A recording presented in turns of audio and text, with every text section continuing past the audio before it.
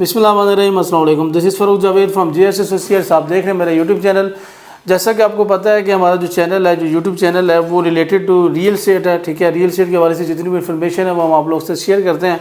तो real estate के साथ ही एक मुल्हिका या उसके साथ समझ लें कि उसके पैरेलल जो है ना एक मार्केट है या एक बिज़नेस है जिसे कहते हैं ट्रांसपोर्ट या जो है ना वो गाड़ियों का जो है ना व्हीकल का जो सेल परचेज़ है, गाड़ियों का जो बिज़नेस है वो।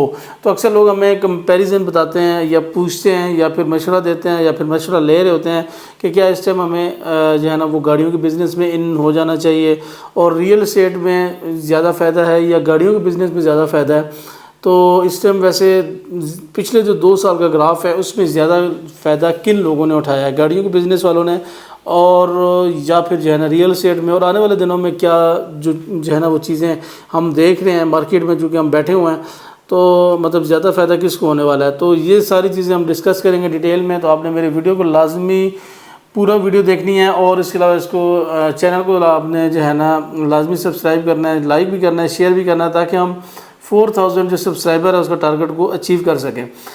तो जैसा कि आपको पता है कि रियल एस्टेट और जो गाड़ियों का काम है, ठीक है, जो व्हीकल का काम है, वो तकरीबन उसकी जो है ना जिसे कहते हैं कि स्ट्रक्चर जो है बिज़नेस का, वो दोनों का तकरीबन एक जैसा है। आप प्लॉट लेते हैं, ठीक है, उसकी वेरिफिकेशन करवाते हैं, उसका जो है ना रेट बनाते हैं, ठीक है, फिर उसके बाद उसकी ऑफ़र्स देते हैं, फिर जो है ना उसमें पेमेंट भी काफ़ी इन्वॉल्व होती है। तो काफ़ी दिनों के बाद, काफ़ी सर्च के बाद आप चीज़ लेते हैं, ठीक है। और गाड़ियों के बिज़नेस में भी सेम ऐसे ही है कि आप रेट बनाते हैं, आप इन्वेस्टर रेट पे चीज़ उठा रहे होते हैं, ठीक है, और उसमें आप काफ़ी सारी वेरिफिकेशन भी करते हैं। तो मतलब दोनों का मोड ऑफ पेमेंट्स, फिर इसके बाद स्ट्रक्चरल, उसके अलावा बाकी सारी चीज़ें जितनी भी हैं वो आप अगर रियल एस्टेट और व्हीकल का काम करते हैं, ट्रांसपोर्ट का, दोनों का सेम ही आपको नज़र आता है कि इसका बिज़नेस है। तो अभी सबसे ज़्यादा लोग जिस वजह से हमें कॉल करते हैं कि देखें दोनों सेम टाइप बिज़नेस हैं, देखें आजकल अराउंड जो है ना 40-50 लाख 5 मरले का प्लॉट मिल जाता है, तो इतने में भी गाड़ी मिल जाती है, तो क्यों ना हम गाड़ी में इन्वेस्ट करें। ठीक है, गाड़ी में आपने जो है ना वो इन्वेस्टमेंट अगर करनी है तो लाजमी आपको करनी चाहिए, लेकिन गाड़ी और प्लॉट्स में काफ़ी चीज़ें ऐसी हैं जो कि लोग आपको बताते नहीं हैं, जो कि या फिर काफ़ी क्लियर नहीं होती उसमें सारी चीज़ें। सबसे जो अहम चीज़ है, सबसे अहम जो पॉइंट है वो ये है कि जो गाड़ी का अगर आप परचेजिंग कर रहे होते हैं तो उसमें काफ़ी सारी हिडन चीज़ें होती हैं, जैसा कि उसकी कितने पीसेस टचिंग में हैं, ठीक है, शावर्ड गाड़ी तो नहीं है, या फिर उसके जो है ना इंजन की कैसी सूरत हाल है, और इसके कागजात वगैरह के काफ़ी मसले मसाइल होते हैं। तो ये जो चीज़ है ये सही एक्सपर्टीज़ इसमें चाहिए होती हैं। और मैंने ऐसा भी देखा है कि जो है ना वो गाड़ियों के काम में बड़े बड़े एक्सपर्ट लोग भी जो है ना उनको भी जो है ना वो जजमेंट में या गाड़ी को चेक करने में काफ़ी बड़ा नुकसान हो जाता है।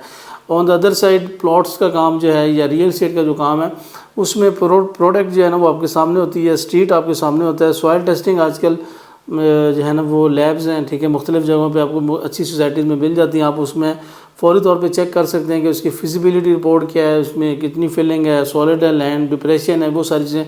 सिर्फ ये 2-3 पॉइंट आपको चेक करने होते हैं, बाकी वेरिफिकेशन सोसाइटी से हो जाती है, ठीक है। और इसके अलावा रेट जो है ना वो आप जितना वेट करेंगे उतना आपको बड़ा फ़ायदा हो सकता है। तो ये एक आपने डिफरेंस देखना है कि ये जो चीज़ है ना वो रियल एस्टेट और जो ट्रांसपोर्ट का काम है या जो है ना गाड़ियों का काम है उसमें बड़ा मेन डिफरेंस है।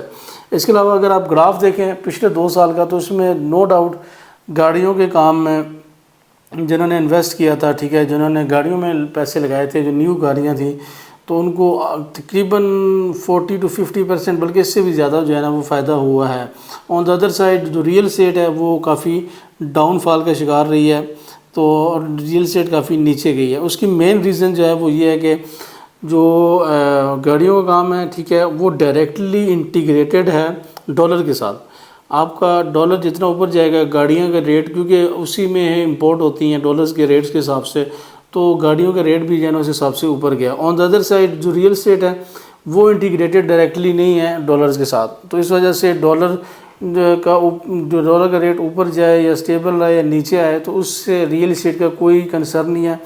रियल एस्टेट का जो कंसर्न है वो मेन स्टेबिलिटी है आपकी कंट्री में पॉलिटिकली, प्लस जो है ना इकोनॉमिकली, ये दोनों जब स्टेबिलिटी होगी तो तभी आपका रियल एस्टेट ऊपर जाएगा। तो ये आपने डिफरेंस। लेकिन आप अक्सर लोग जो है ना वो सवाल ये करते हैं कि क्या ये लॉन्ग टर्म में गाड़ियों का जो है ना वो जो प्रॉफिट रेशियो है या इसमें अभी मज़ीद भी रेट्स इसके ऊपर जाएंगे। तो जो ग्राफ बता रहे हैं, जो हम मार्केट में बैठे हैं, जो हमारी जजमेंट है उसके मुताबिक गाड़ियों के काम में अभी काफ़ी जो है ना जो रेट्स बढ़ने थे वो काफ़ी हद तक बढ़ चुके हैं और रिस्क फैक्टर बहुत ज़्यादा है इस टाइम, क्योंकि आपका डॉलर अपनी जगह पे स्टेबल है और गाड़ियों जो है ना गाड़ियों से पैसा अल्टीमेटली जो है ना वो निकल के रियल एस्टेट में ही आएगा। आपके सामने ही है, स्टॉक्स की मार्केट अच्छी हो रही है, डॉलर से रेट जो डॉलर से मार्केट से डॉलर लोग जो है ना सेल करके दोबारा रियल एस्टेट की तरफ आ रहे हैं। तो इस टाइम 1.5-2 साल का जो गैप था उसमें लोगों ने जो है ना वो चीज़ें बेच के, ठीक है, अब भी प्रॉपर्टी की तरफ उनको नज़र आ रहा है, तो वहाँ पे इन्वेस्टमेंट आएगी और ठीक ठाक किस्म के रेट्स ऊपर जाएंगे। अगले जो 1.5-2 साल हैं वो प्रॉपर्टी के लिए काफ़ी इम्पोर्टेंट है। तो अगर आप अभी इस टाइम इन्वेस्टमेंट करते हैं गाड़ियों में, एक साइड पे गाड़ी में या फिर अब प्लॉट में, तो मेरे ख्याल में आपको रियल एस्टेट में ज़्यादा फ़ायदा होगा। और ठीक है कि पिछले जो 1.5-2 साल का ग्राफ है वो गाड़ियों के वाले से काफ़ी प्रॉफिटेबल रहा है, लेकिन इस टाइम रियल एस्टेट मतलब मोर जो है ना वो अट्रैक्टिव चीज़ है एज़ कम्पेयर टू व्हीकल, जब जो है ना ट्रांसपोर्ट का काम जो है। इस वजह से आपने मतलब जो है ना वो ये चीज़ जो डिसीजन है वो काफ़ी सोच समझ के लेना है। तो ये थी आज की हमारी वीडियो रिलेटेड टू, अक्सर लोग हमें कहते हैं कि गाड़ियों में इन्वेस्ट करना चाहिए या फिर प्लॉट्स में, तो इस वाले से मैंने अपना ओवरव्यू आप लोगों के सामने रखा है। मैं उम्मीद करूँगा आपको वीडियो पसंद आई होगी। इंशाल्लाह मिलेंगे नेक्स्ट वीडियो में। अपना ख्याल रखिएगा। अल्लाह हाफ़िज़।